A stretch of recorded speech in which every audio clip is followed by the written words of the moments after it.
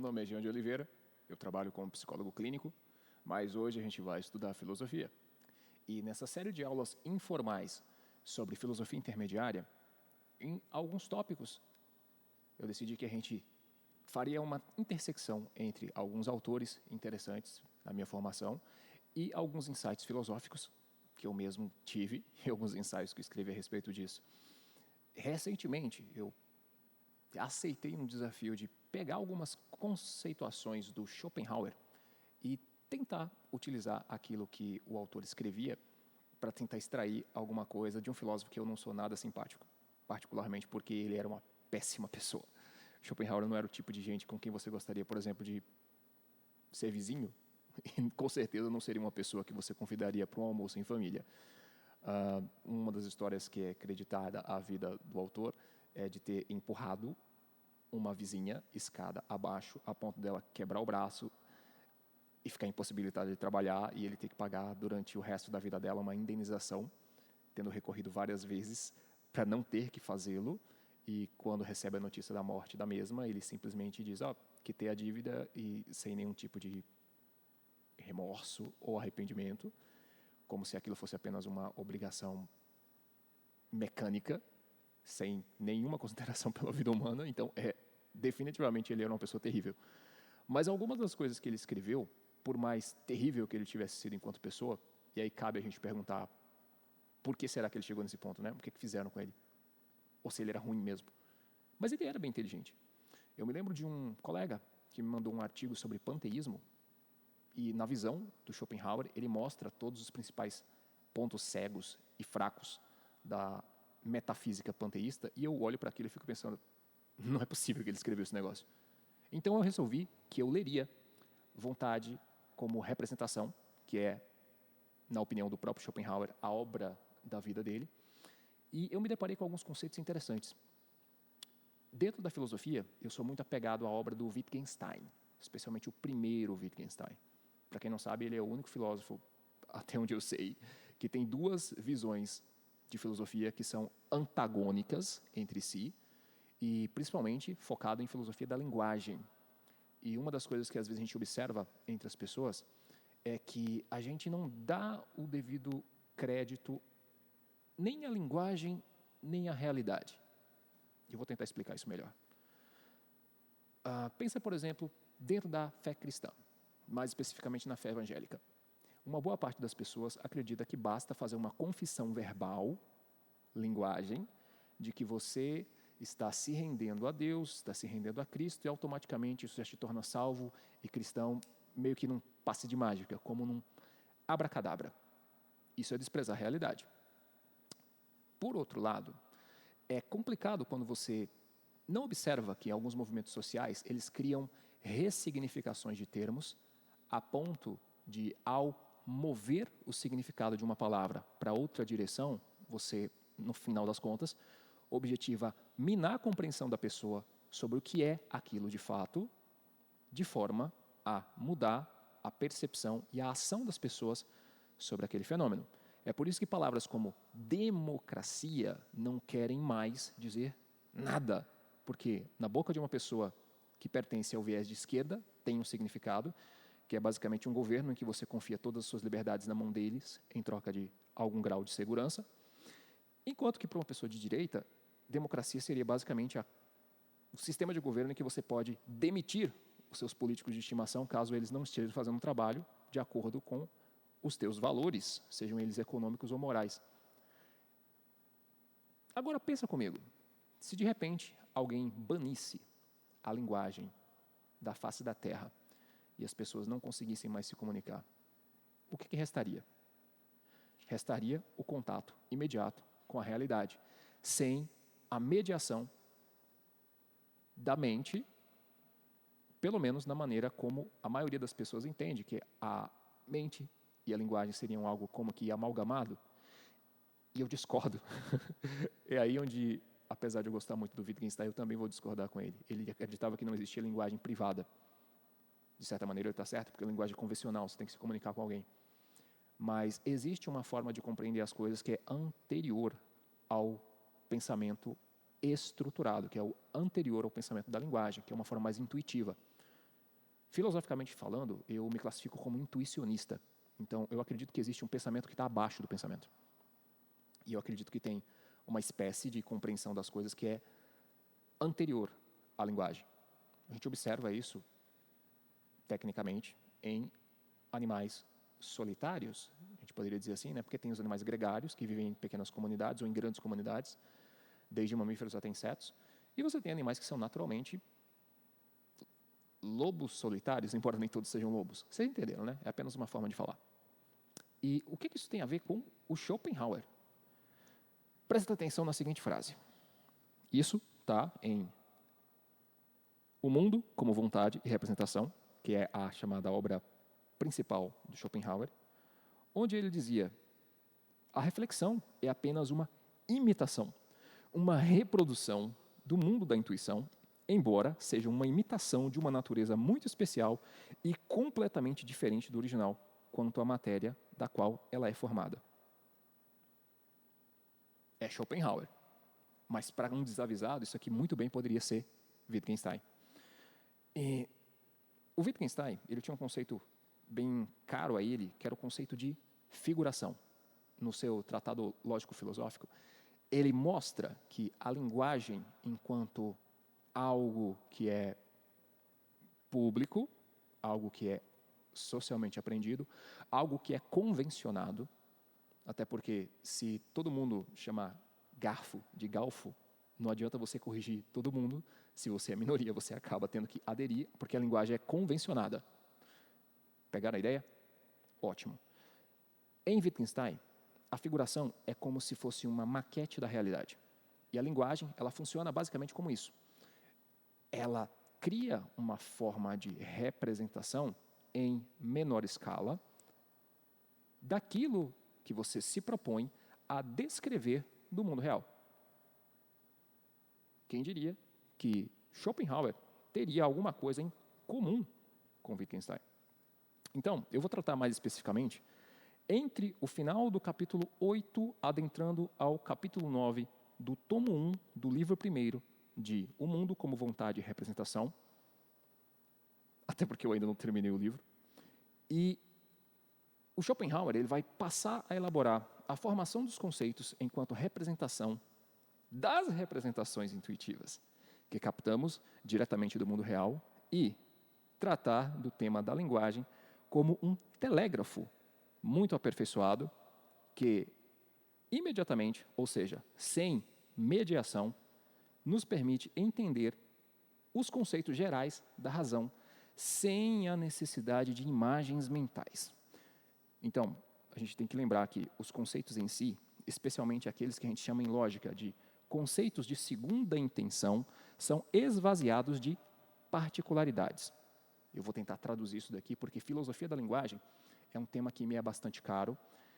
E pensa comigo, se a linguagem ela é uma figuração, segundo Wittgenstein, e se o Schopenhauer ele estabelece que em filosofia da linguagem a gente tem uma compreensão mais intuitiva que também antecede a nossa linguagem comum, a nossa linguagem falada, essa intuição ela funciona sem um processo de elaboração de conceito.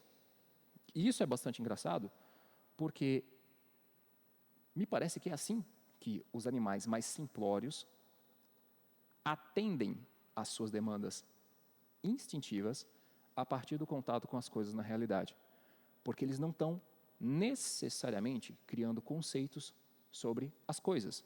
Pensa numa abelha que pousa numa flor, que imite o formato do corpo de uma fêmea, apenas para promover um engodo natural, uma mimetização e assim ser polinizada.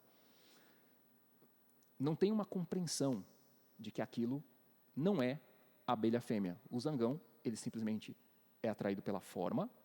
Aquela forma não é ainda um conceito, mas ela tanto se assemelha àquilo que falta para que o zangão consiga efetuar a cópula e assim reproduzir a espécie, que é algo que está gravado no DNA dele, que existe então uma compreensão intuitiva e imediata das coisas, ainda que ela seja passível de engano, e ela é anterior ao pensamento conceitual.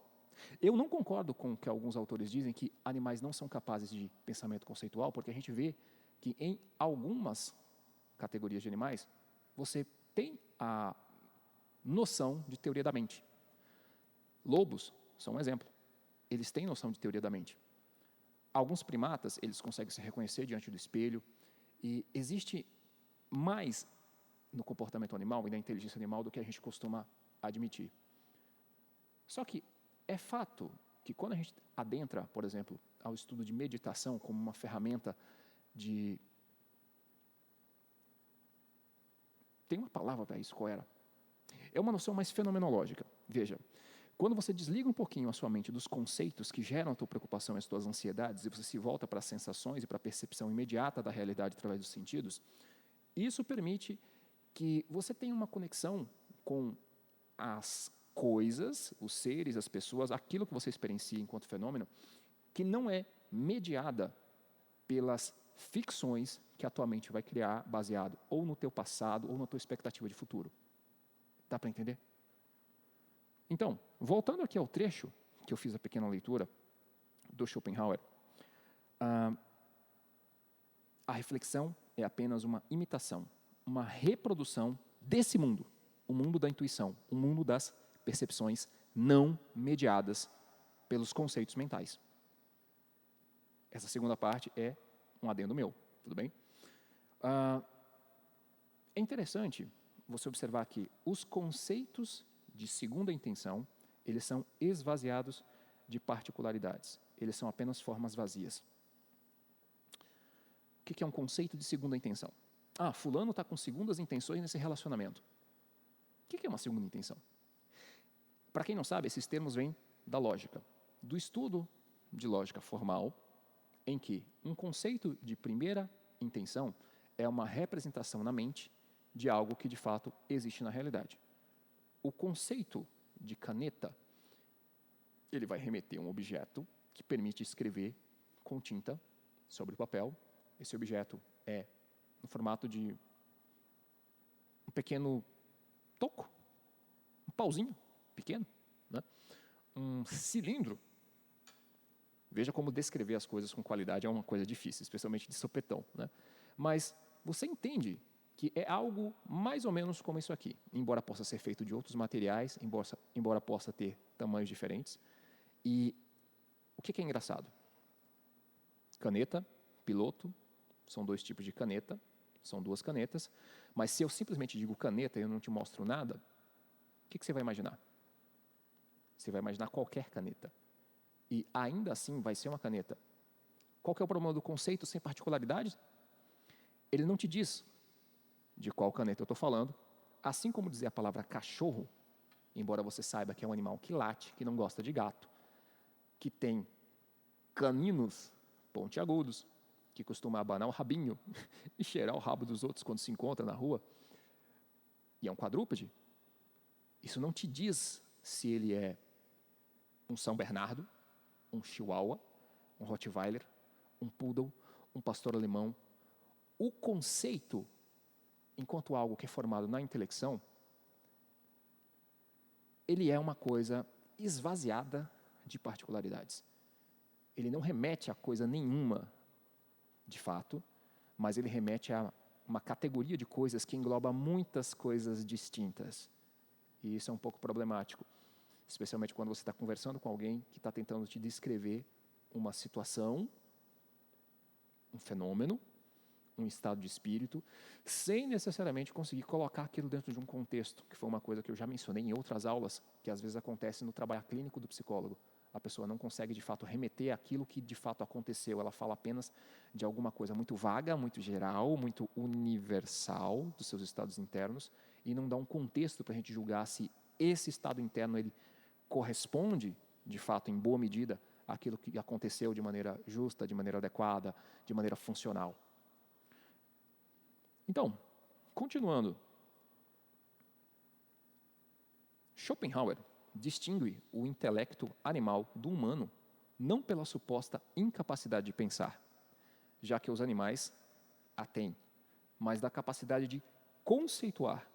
E o conceito aqui não é a representação da realidade, não para Schopenhauer, mas a representação da realidade. Schopenhauer dá um passo atrás ao notar que os sentidos captam a intuição e a intuição representa. E os conceitos são produzidos pela razão, não imediatamente após a percepção, como se supunha, por exemplo, na filosofia empirista, mas após a intuição ler a percepção do mundo externo.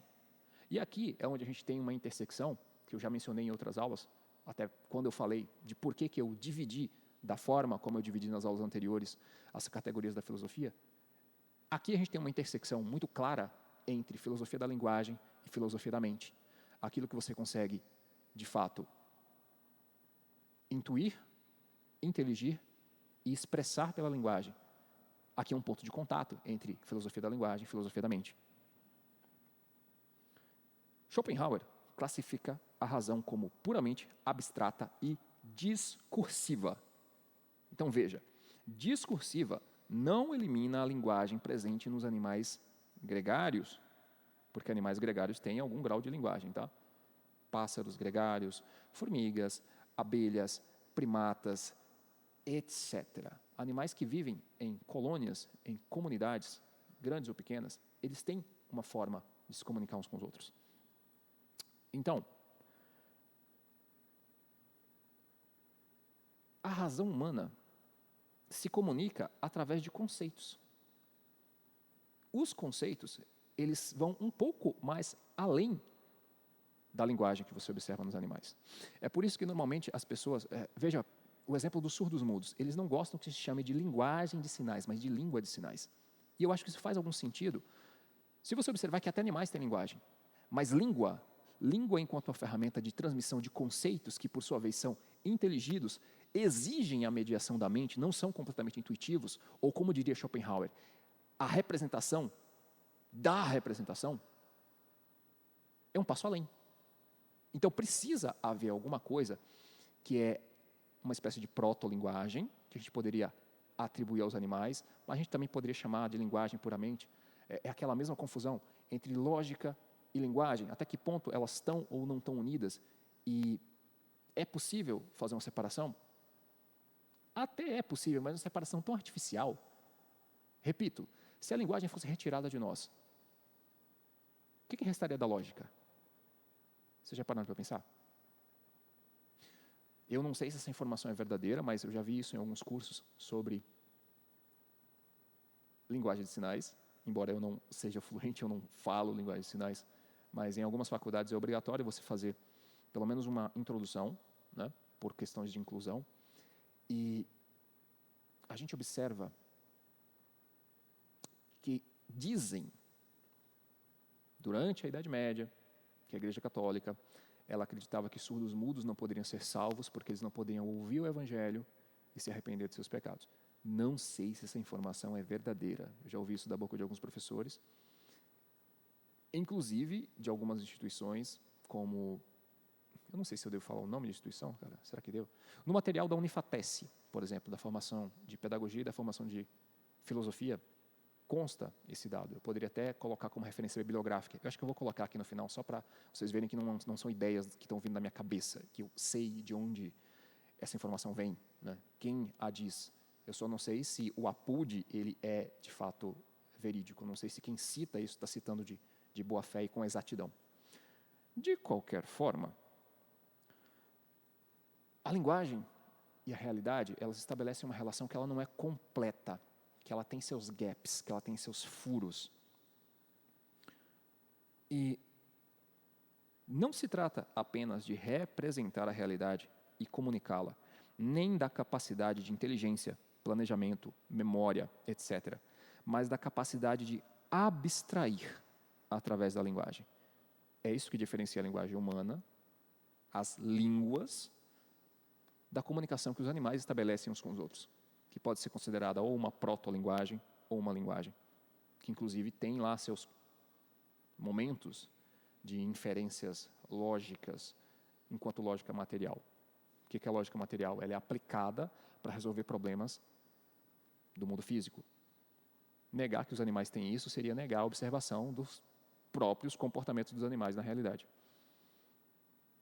Então, há quem diga que a lógica ela deveria se restringir apenas ao estudo dos entes de razão de segunda intenção. Se os entes de razão de primeira intenção são as coisas que você consegue representar, como caneta, eu tenho uma palavra para caneta, vem uma imagem mental de caneta, eu sei que pode ser de outros tipos, mas eu tenho uma imagem mental de um objeto. Primeira intenção. O que é um ente de razão de segunda intenção? Não dá mais para pegar, não dá mais para sentir. Não dá mais para ter uma representação física, porque geralmente os conceitos de segunda intenção são substantivos abstratos, como, por exemplo, amor, ódio, amizade, saudade, descrições de estados internos. Conceitos que não correspondem a objetos que dá para pegar. Pega a tua raiva, a tua saudade, o teu medo e coloca na tua mão e me mostra. Você não consegue. Isso são entes de razão de segunda intenção, pela lógica. Então, vamos voltar aqui para o conceito, para vocês conseguirem acompanhar, porque eu acho que essa aula vai ser um pouco densa. Os conceitos de segunda intenção, eles são esvaziados das particularidades. Eles não remetem a nada específico. Eles remetem a estados internos ou etéreos, a coisas que não são físicas. E mesmo quando elas se manifestam fisicamente, linguagem, por exemplo, é um conceito de segunda intenção. Ela existe, ela pode ser representada, ela está aqui circulando, por exemplo, agora, pelo ar, através da minha voz, está passando aqui pelo microfone, virando impulsos elétricos, sendo codificado e sendo convertido em bits, depois isso vai ser reconvertido em áudio para você ver, melhor para você ouvir, né? A imagem também, né? Mas eu estava falando especificamente do áudio. Aí do teu lado, no teu celular ou no teu computador. E qual que é o problema? O meio físico que transmite a linguagem, ele não traz o significado dela. Ele só traz a representação da representação, como disse Schopenhauer. Semântica e sintaxe são duas coisas diferentes. É por isso que a gente diz que IAs, inteligência artificial, não tem a capacidade de entender o significado daquilo que está dizendo. Porque um sistema de LLM, um sistema de produção artificial, de linguagem, de um chatbot, ele só consegue entender sintaxe, as regras formais pelas quais a linguagem se manifesta, mas ele não consegue entender o sentido. Então, sintaxe não produz semântica. Veja que a gente começou falando um pouquinho da relação, das semelhanças entre alguns conceitos de Schopenhauer e Wittgenstein. A gente falou da intersecção entre filosofia da mente e filosofia da linguagem. E a gente está chegando num ponto em que a gente está falando sobre inteligência artificial. Todos esses temas eles estão interligados de alguma forma. O que a linguagem humana faz? O que as nossas línguas fazem? Não se trata apenas de representar a realidade e comunicá-la, nem da capacidade de inteligência, planejamento, memória, etc., mas da capacidade de abstrair através da linguagem, de criar conceitos vazios e de fazer representações de entes de razão de segunda intenção. Ficou claro agora? Eu espero muito que sim. Não me lembro de ter lido ninguém separar tão bem as naturezas do intelecto humano da do intelecto animal, sem cair em erro material por falta de observação das evidências de intelecção animal. E, pelo menos até aqui, não me parece que Schopenhauer esteja errado. É movendo esses conceitos que ele termina por afirmar que o animal não seja capaz nem de falar nem de compreender. Uma afirmação que seria materialmente falsa, mas dada a explicação prévia, somos forçados a tomar como verdadeira dentro das definições dadas para a linguagem, intuição, razão e representação em Schopenhauer. Absolute filosofia da mente. Absolute filosofia da linguagem. Eu não esperava encontrar esse tipo de profundidade num autor que era uma pessoa de má índole. É estranho ver isso, né? Pessoas que eticamente ou moralmente são repulsivas conseguirem ter um grau de entendimento mental das coisas que é claro, que é correto. Isso talvez a gente use novamente numa próxima aula, quando a gente falar da filosofia da educação, afinal de contas, a gente pode ensinar moral e ética, mas será que a gente consegue, através desse ensino, dotar as pessoas da capacidade de serem boas, porque o Schopenhauer me parece um excelente exemplo de uma pessoa que tinha uma mente brilhante e um péssimo caráter. Como isso é possível? Como uma pessoa consegue entender com tanta perfeição algumas coisas com a mente e ainda assim ser uma pessoa de coração amargo, duro, ruim? Eu acho que fica, por si só, uma reflexão muito profunda de se fazer se a gente for olhar por esse ângulo. E eu não sei se vocês sabem, eu sou um pouquinho existencialista, então eu bebo um pouco da filosofia do Camus, quando ele diz que, olha, a única questão filosófica realmente importante é por que a gente não se mata, né? Por que a gente deve viver, quais são os motivos, ou será que a gente tem que criar motivos para isso? Porque, no final das contas, a questão dos valores, a questão do modo de vida acaba sendo mais importante que todas as outras questões periféricas da filosofia, por mais interessantes que elas sejam. Então, para mim, é muito interessante você observar que alguns autores, eles conseguem ser profundos sem, no final das contas, terem conseguido ser boas pessoas.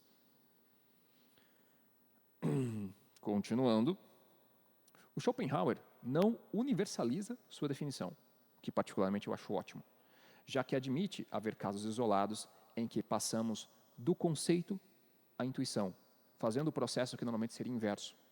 Para Schopenhauer, se a linguagem humana, se as nossas línguas são a representação da representação, e a primeira representação que a gente tem da realidade, a imediata, sem intermédio dos conceitos, é intuitiva, ele também admite que, às vezes, o processo pode ser inverso, o que é bastante interessante.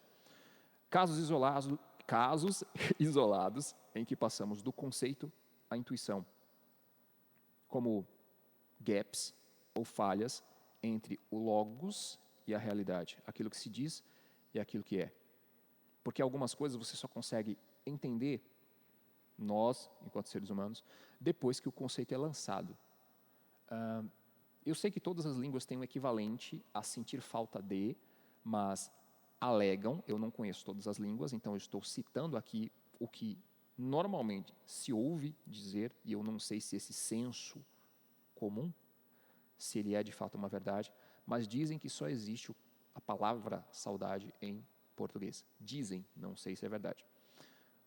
O que eu sei é que, falando um pouquinho de espanhol e um pouquinho de inglês, eu sei que existem nos outros idiomas ideias enquanto substantivo ou adjetivo ou locução adjetiva para esse sentimento de sentir falta de. No entanto, se isso for verdade, talvez seja, apenas um idioma ter uma palavra específica para esse conceito com o grau de exatidão que a gente tem em português, seria um dos exemplos para a gente usar aqui em que a gente só conseguia passar a intuição através do conceito. Isso parece funcionar para entes de razão de segunda intenção, como Schopenhauer descreve, e o motivo pelo qual ele não universaliza a definição que ele faz da representação, né, da intuição como o primeiro contato com a realidade, porque haveria esses gaps de começar a entender uma coisa só depois que alguém te explicou, mesmo que você tenha a sensação, ou quando alguém fala de alguma coisa tão bem que você diz, eu sei o que é isso, eu sinto isso também, só que eu nunca tinha conseguido colocar em palavras. Isso é muito interessante. Seguindo aqui, Schopenhauer, ele também fixa alguns princípios da mente com lastro na realidade, ao dizer que o tempo, por exemplo, está totalmente na sucessão, no devir, na transformação das coisas. O espaço está totalmente na posição, que eu prefiro chamar de vazio, como a gente viu na última aula, e a matéria na causalidade, na contingência, ao colocar o conhecimento intuitivo em primeiro lugar na ordem da inteligibilidade. Tudo aquilo que eu estou falando aqui vai ficar disponível no link da descrição como um artigo para vocês poderem ler com mais calma e sem tantos comentários e sem tantas interrupções quanto o que eu estou fazendo aqui, já que eu elaborei esse material, mas eu estou tendo algumas digressões e alguns insights enquanto eu falo com vocês. Então, isso daqui não é uma aula completamente montada.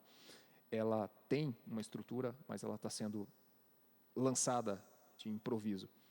É engraçado como eu tive vários insights lendo esse tomo específico do O Mundo como Vontade e Representação do Schopenhauer, e agora depois de ter esquecido esses insights, parece que eles voltam enquanto eu faço a leitura. Schopenhauer classifica as representações abstratas em 2 tipos.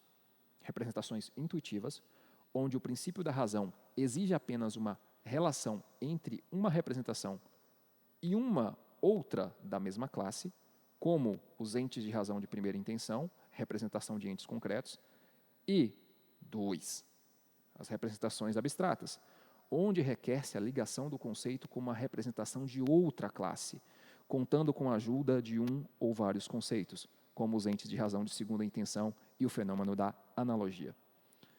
Observe também que quanto mais simplória for uma pessoa, menos capaz ela vai ser de fazer operações abstratas, de efetuar operações abstratas do segundo tipo. Ela vai ser menos capaz de elaborar entes de razão de segunda intenção, conforme distinguido por Schopenhauer. Então, chega a ser curiosa, conforme o livro avança, notar, ao ler as notas de rodapé, a influência escolástica no pensamento de Schopenhauer, que diversas vezes no livro, e você vai notar isso se você lê O Mundo como Vontade de Representação, nas notas de rodapé, ele usa a filosofia de Soares em suas disputações metafísicas como referência, que é um autor profundamente difícil e, digamos, até esquecido entre os estudiosos de filosofia hoje, um autor cristão, inclusive. Pouca gente lê Soares. E Schopenhauer leu Soares, cara. Então, o mínimo que eu posso fazer, descobrindo isso daqui, as referências escolásticas de Schopenhauer, é tirar o chapéu para a parte intelectual dele. Eu me vi surpreendido nessa leitura, porque eu não achava que eu ia encontrar uma pessoa com um gabarito intelectual desse nível. Eu tinha Schopenhauer como um ensaísta, como o cara que estava tentando fazer filosofia, como eu. E eu acho que eu me enganei. Então, nós temos algumas questões interessantes na filosofia, como, por exemplo, a disputa bem antiga da controvérsia dos universais.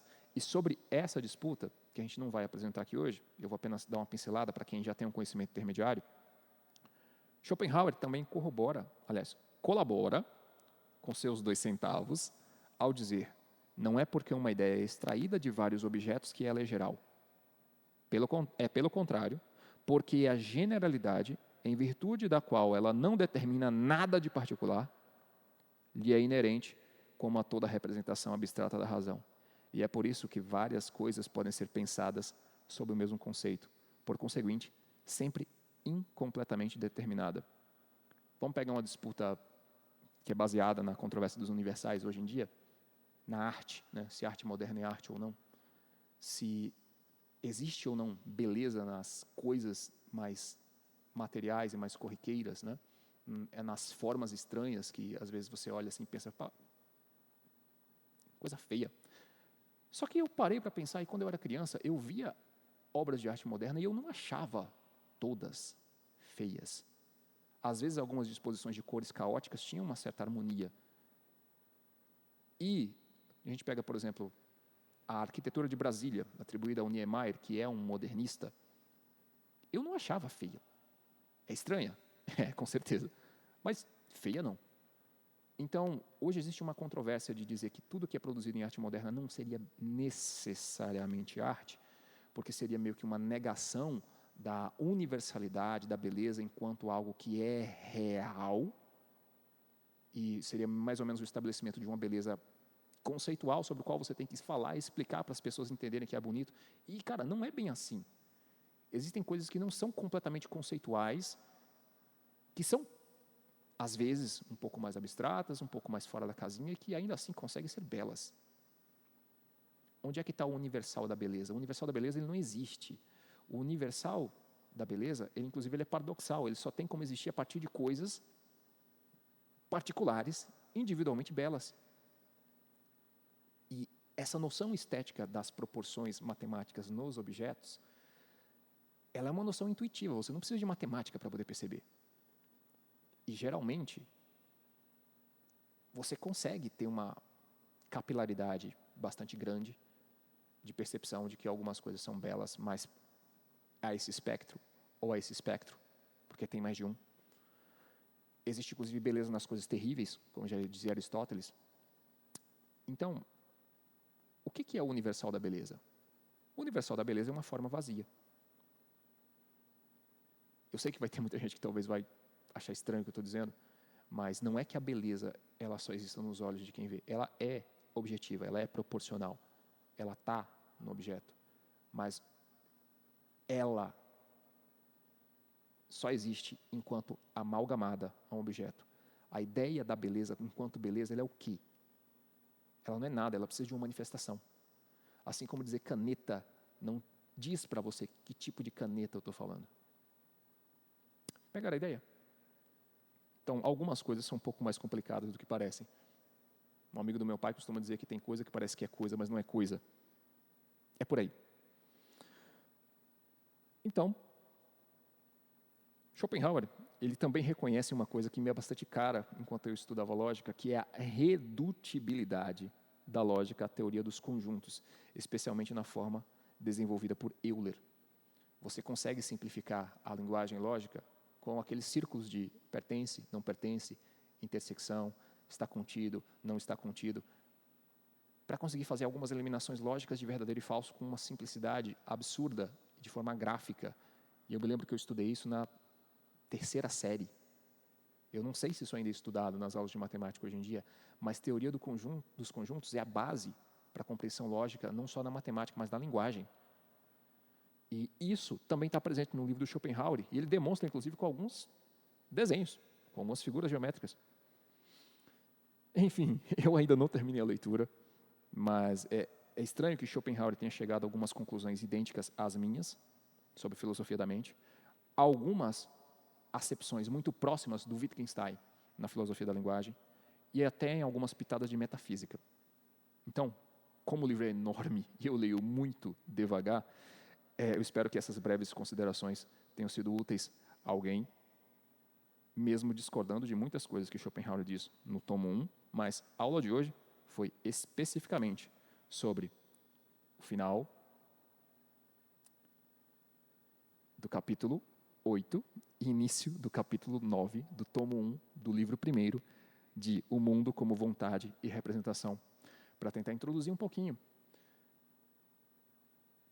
essa intersecção entre linguagem, lógica e teoria da mente, que assim como os cristãos entendem que Deus é trino, Pai, Filho e Espírito Santo, e os três são um, três pessoas, mas um único Deus, eu não acho que seja correto no estudo de filosofia separar essa trinca, separar a filosofia da mente de filosofia da linguagem, de lógica. É como tirar uma das pernas de um tripé. Futuramente, a gente vai estudar um pouquinho sobre como essas acepções são importantes na filosofia do Wittgenstein e da filosofia do Kierkegaard. Mas isso é para outro episódio. Por enquanto, obrigado pela atenção e até a próxima.